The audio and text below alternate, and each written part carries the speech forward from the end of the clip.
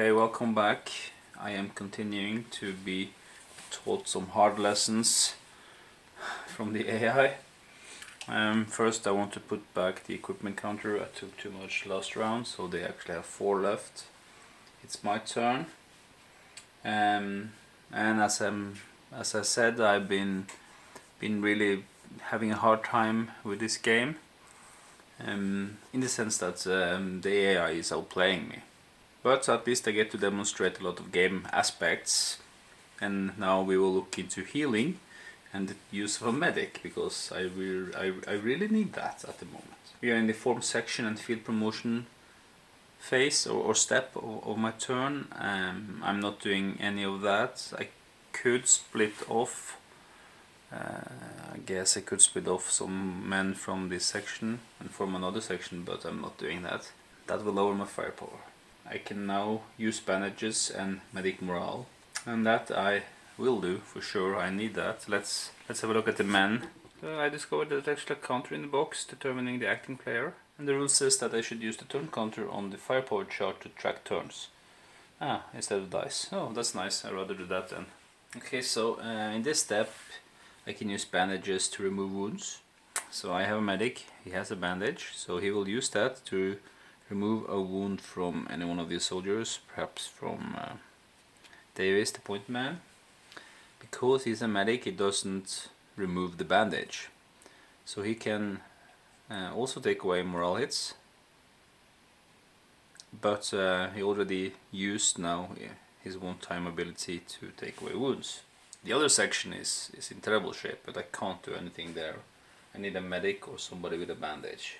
So as you can see here, the second section has 2 morale hits and a pinned on Bell, and 2 morale hits and a wound on Jackson. They are out of ammo also, so they are in really bad shape.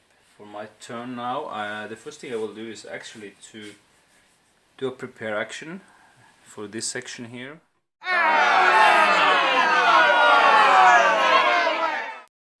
Alright, so let's have a look at the different counters and the effects that they have. Corporal Jackson is wounded. It means that if he takes another wound, he is actually dead. But it also means that he can no longer move. He can still attack and counterattack if he's wounded, but he can't move. So he's basically immobile, but able to fire his weapon. He also has 2 morale hits. His morale is 2, so that means that if he gets another morale hit, that is actually turned into a wound, and then he will die, because then he will have 2 wounds. But other than that, a soldier with a morale hit, that is 0. He can no longer advance, so he's too afraid to engage the enemy then. Really shaken up. A soldier with a pin marker cannot attack, he cannot counterattack, he cannot move, and it cannot give, receive, use equipment until I remove the pin. So, and as we've seen during placement of the hit counters, if he gets another pin, that is turned into a morale hit. He already has 2 morale hits, so then he will actually get a wound.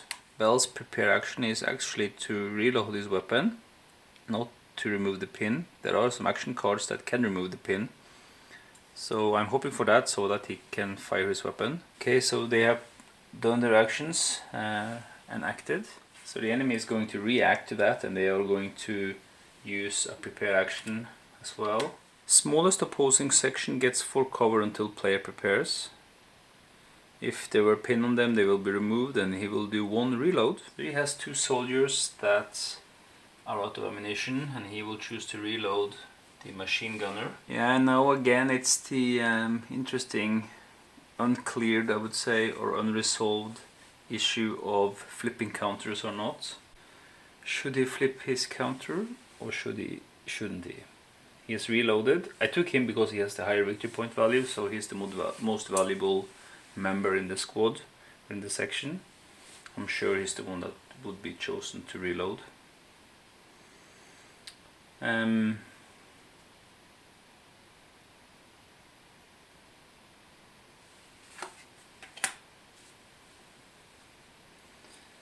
So again, I will play it as they won't flip the counters because you only resolve the top part of the action or the solitary card. That's it, that's the response. I really need to get out of here. The closest enemy is on card 7. So oh, he's wounded, he can't move. Oh, that's right. Okay, so I'm going to move out with this section. Move section, and I get 10 cover until the end of the acting player turn. So I'm actually moving a section that has a soldier that cannot move. This is it's a little unfortunate that I did it like that, but this section is moving forward, leaving Private Jones behind. And this is now an unled section because he has no command rating into the burnout buildings. Okay, so it looks like this. So Jones got split off, so he can still do actions, but he won't increase or do anything to increase my hand limit. So they moved out. It's a lasting effect. They have plus 10 cover. Also going to play obscured, so the enemy can't react. The last section he can't do anything, so he will just pass. So he will just stop his action, and then there will be no reaction to that either. He can't move, he can't do anything. So okay, so that's the end of my turn. Turn 3. Yeah, the lasting effect sadly goes away. I'm not going to waste my stay low card, so instead I'm going to play this double time card, but I'm going to play it as a normal move, and then this card that says that the enemy can't react. Okay. Still the end result is the same. I moved, I finished my activation, and I'm passing over to the German player's turn. At the start of his turn, number 3, I think he gets more men. On card number 9 he gets this pack 38. He can shoot 7 with a terrible firepower rating. So he comes with 2 equipment, and then he gets 1 free advance. The pack 38 doesn't advance. So I'm not completely sure if I should do this random, but I think I can't find it in the rules, so I'm going 1, 2, 3. It's 4, I reroll. 1. The mortar section is going to advance. Normally they won't do that, but they will in this game. So he will go on to card number 7, advance, and we will draw a solitary card to see what happened. Of course I flipped my counters back to not acted. I'm not sure I can survive this turn. Looks very bad. Okay. Opposing vehicle gets plus 10 firepower until player prepares. I need to prepare now. There's 1 reload. They do have 1 soldier that needs to reload. So their most pinned unit, they don't have any, so I get to choose actually. Will fire on the closest enemy. And from 0 to 5 they will attack. And from 6 to 8 they will advance. That's interesting. I'm going to see if there's a unit that is more than 6 spaces away from me. You can see here that I'm on 4 and 6 spaces away is 10, so there's no units that are more than 6 spaces away, so they will attack regardless. So which one do I choose? I choose somebody that has the lowest possible firepower. So I'm selecting the Kugelwagen as the most pinned unit. They will attack at plus 2 firepower and plus 1 rapid fire. Oh no, that's not good, because then he will get plus 10 firepower. And let's have a look at that again. I think I'm going to say that these guys are the most pinned unit. And they will attack with plus 2 firepower and 1 rapid fire. The most valuable unit is the mortar, so he will use a rapid fire. At space 2, that's 10 firepower. And the other one will add 2 firepower to that, that's 12. And it's plus 2 because of the card, so that's 14 firepower. So I'm going to say that the mortar section is targeting the closest enemy. It's on card 4. They are equally, so at the equal distance, so I get to choose. I will choose this squad or this section. I will flip the counter and counterattack, taking down their firepower from 14 to 7. And I'm going to distribute the hits now. 7 hit points in heavy cover. So first it's first it's Davis, then Roberts, and the leader last. So they have quite a high morale, these boys. They're tough guys. So let's see. First Davis. So he drew a pin chit. As you can see, he is in heavy cover, so that's the green number. It's color coded also on the card, heavy cover green. In comparisons to the yellow light cover, that will be the first number. So I get, but he's in heavy, so I get to deduct 3, and I have to draw for Roberts. Oh no, that's terrible. Oh, would you look at that? That was really unlucky, but at the same time it was unlucky because that's 7. So we only had 4 hit point or 4 firepower left to distribute. So this is over my firepower limit. I get to chuck this away and stop. So the only effect was actually 1 pin marker on Davis. Ah, okay. Now we draw again. They have more units. They have 3 more units. All opposing section gets +5 cover until player prepares.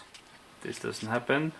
The unit with the lowest command that hasn't acted. Well, unit selection, lowest command. The command rating, the machine gunner is 3. The command rating of the unarmored vehicle is 1, and the puck is also 1. Yep, so it's one of these two. I'm taking the puck because he's farthest away. They will act, and they will, what will they do? They will shoot on the lowest victory point unit in total, the section with the lowest victory points. And if it's over 4, they will advance. So that's actually Jones here. He has the lowest victory point rating. Only 1, and he is his own section, so they will target Jones. 9, 3, they are 6 spaces away. So that means advance. So during this step, it says that enemy armored vehicles, mortars, infantry guns and snipers do not advance at this time. They always use the attack option. So the infantry gun won't move, he will attack. Remember, we moved the mortars.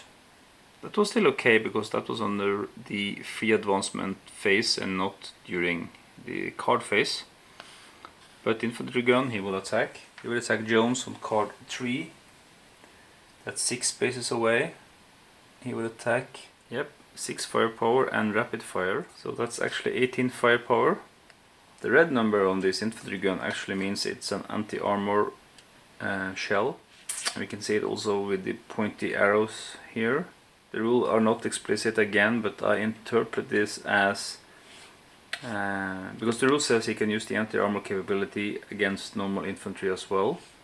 So he will use his shell, rapid fire so to speak, anti-armor against the infantry. So the wounded man can't do anything. The only thing I can do is defend with counterattack with this unit here on card 4. I'll do that. That's 8 firepower. It's still 20 firepower. He won't have a chance. No, I think he's dead regardless, so I'm not doing that. I'm not doing any counterattack to sacrifice this guy. So 24 firepower. Oh. He's wounded. He's in light terrain, so that's 3. This is over for him. Still 2 sections to go. Player draws 1 action card. Oh, that's fantastic. That's a positive thing. Do I get move out, pin removal, and the most wounded unit of the 2 that are left? It's none of them are wounded, so it's either a car or the machine gun section. Here attack the closest enemy. They're at the same distance. They will attack. So I'm going to choose the car because that has the lowest firepower. And it says expend 1 equipment for section to attack with +12 instead of +6. Do that, so they attack with +12. So I'm using the car at a distance of 2 because of the high ground. That's 12. Opposing vehicles get +10 firepower. Until I prepare, I haven't prepared yet. I should have done that as a response last time. That's 34 firepower. That's this section here.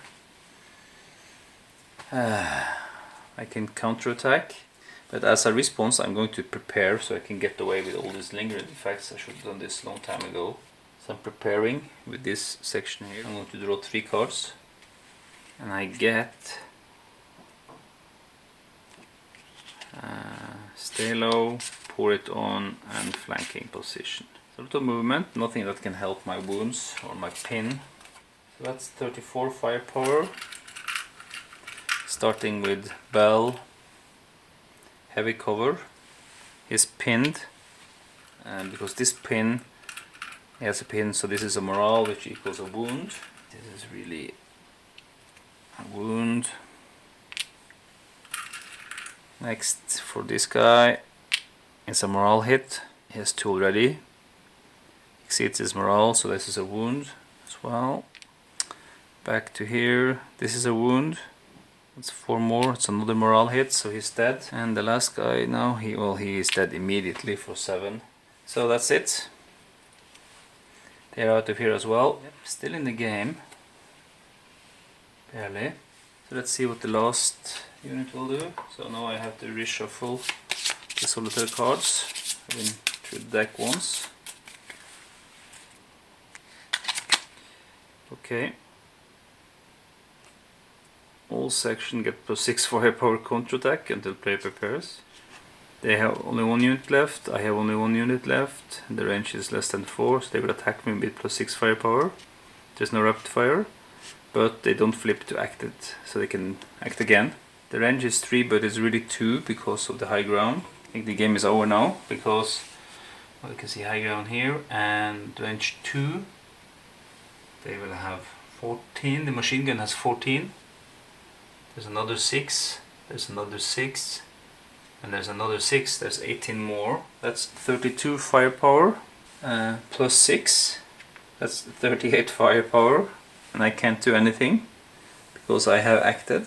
Yeah, I don't have any instant cards either. I will apply hits to Davis, Roberts, then Morris. Has 3, so he has a pin already, so this is a morale hit. The medic is pinned as well. Morris, he has a morale hit for 4. There's a morale hit, 24 firepower left. Roberts, he gets a morale hit. He gets a pin for 3. He gets a wound for 5.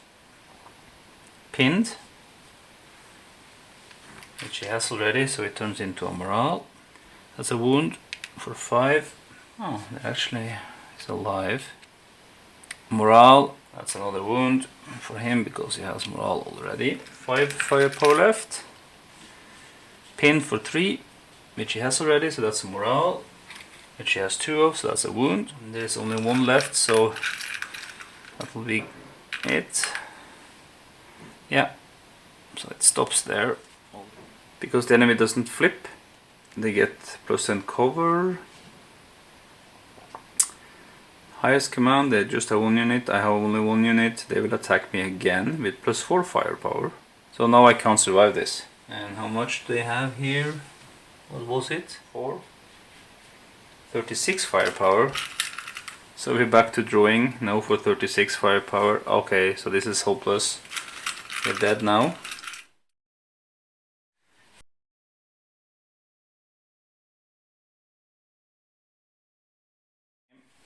I've been totally wasted, but quite interesting actually, and I have definitely the urge to play again.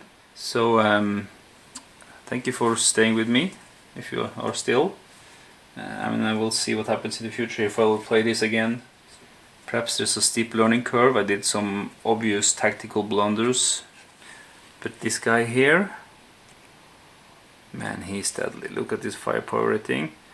If you get close to him, you are dead, so you need to take him out quickly.